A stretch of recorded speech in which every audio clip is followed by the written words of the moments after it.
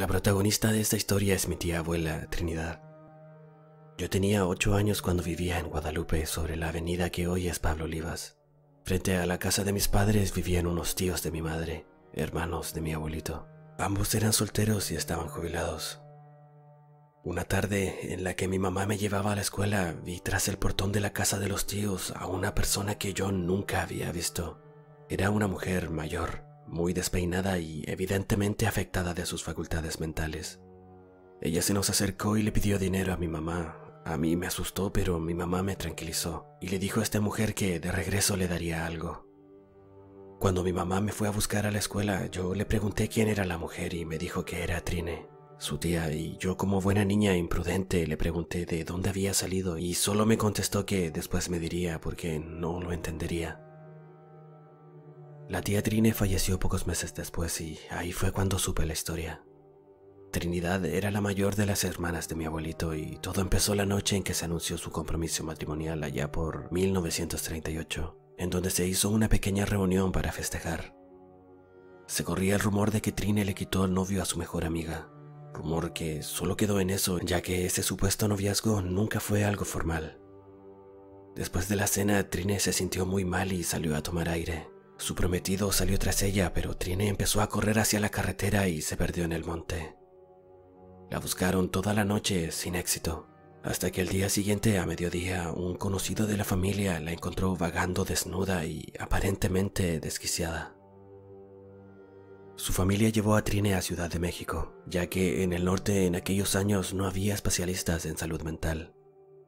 Para los médicos ella perdió la razón, pero para la familia de su novio, Aurora, la exnovia del prometido de Trine, le había hecho brujería para evitar que se casaran. Trine estuvo internada durante 42 años en un hospital psiquiátrico conocido como La Castañeda. Ella no recibía muchas visitas ya que era muy difícil para la familia trasladarse hasta allá. En 1980 la radio XET anunció el cierre del hospital psiquiátrico y solicitaban a los familiares de los internos que acudieran por ellos para que continuaran su tratamiento en otro lugar, y así fue como terminó viviendo con uno de sus hermanos. Un mes y medio después, Trine aparentemente recuperó su lucidez y empezó a preguntar por sus padres y su prometido.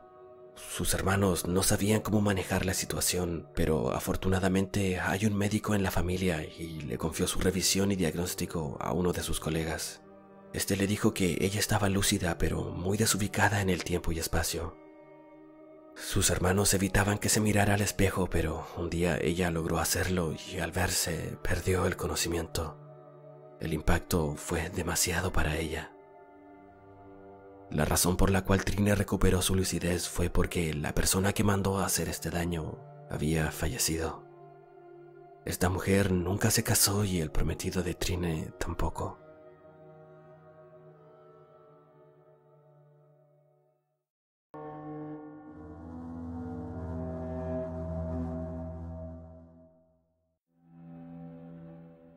Hace 7 años aproximadamente yo vivía aún con mi mamá y su familia.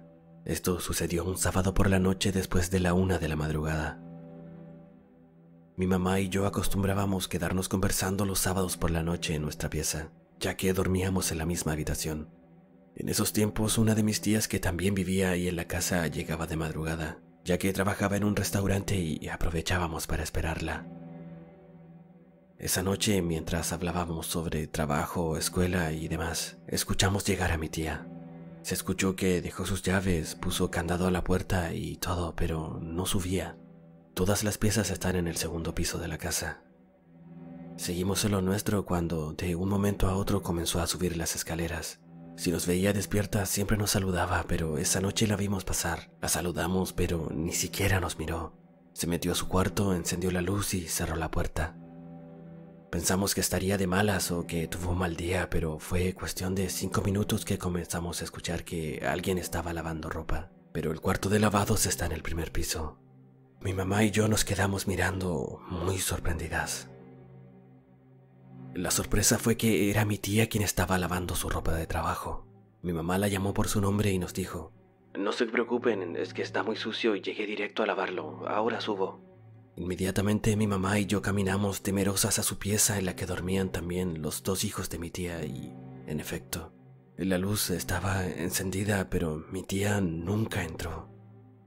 Cabe recalcar que mi tía vestía de negro porque así era su uniforme y eso que vimos vestía igual, tal cual mi tía siempre andaba.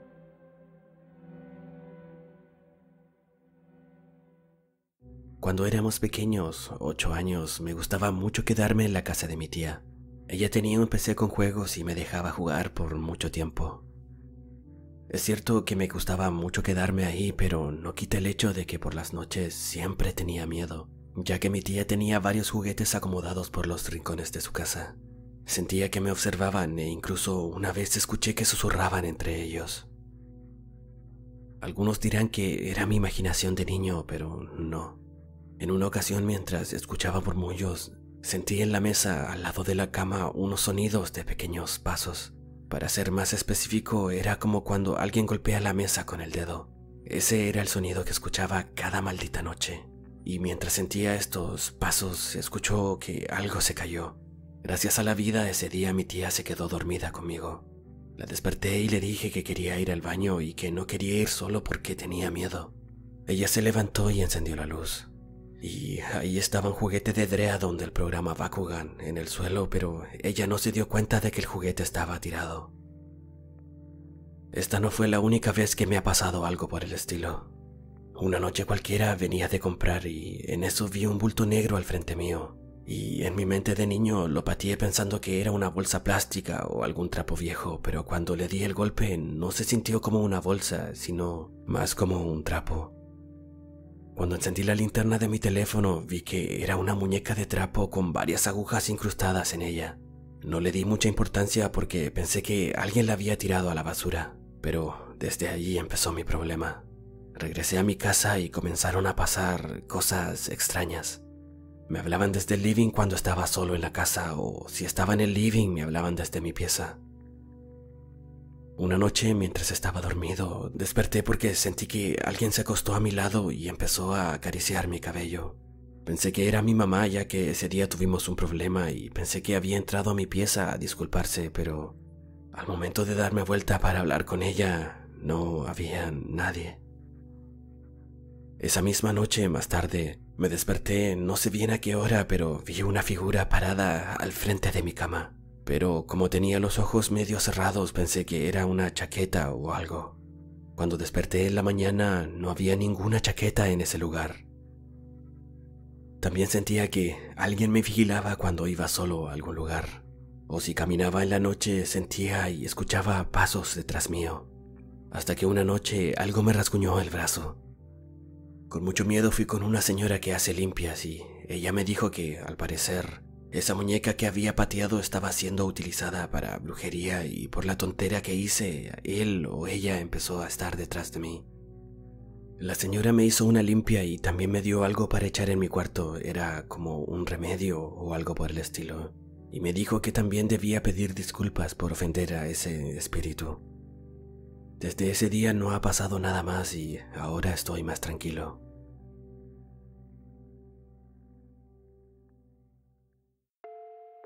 Vivíamos en Monterrey en una casa sin enyesar.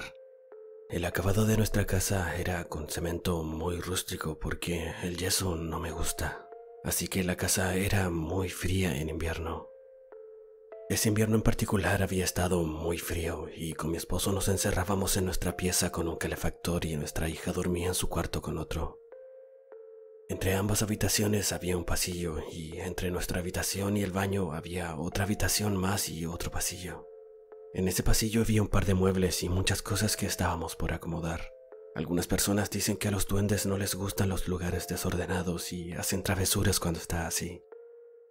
Ese invierno me golpeé un par de veces al ir de noche al baño, hasta que una de esas veces insulté a una pequeña sombra que se veía en el pasillo. Una noche, un par de semanas después, me levanté al baño y al llegar a la cama de nuevo, escuché el llanto de mi hija, que para esa fecha tendría unos 3 años de edad. Eran cerca de las 3 de la mañana. Traté de calmarla y de convencerla de que se quedara acostada y lo conseguí, por lo que volví a acostarme. Minutos después escuché abrirse la puerta de su pieza, sus pasitos en el pasillo y luego la puerta de mi cuarto. Sentí su aliento cerca de mí y la tomé en brazos para meterla en la cama. Cuando ya estábamos acostados me preocupé de que estuviera bien tapada, pero para mi sorpresa no estaba ahí. Solo estaba mi esposo, al que desperté enseguida. Él fue a revisar y nuestra hija seguía durmiendo profundamente en su pieza.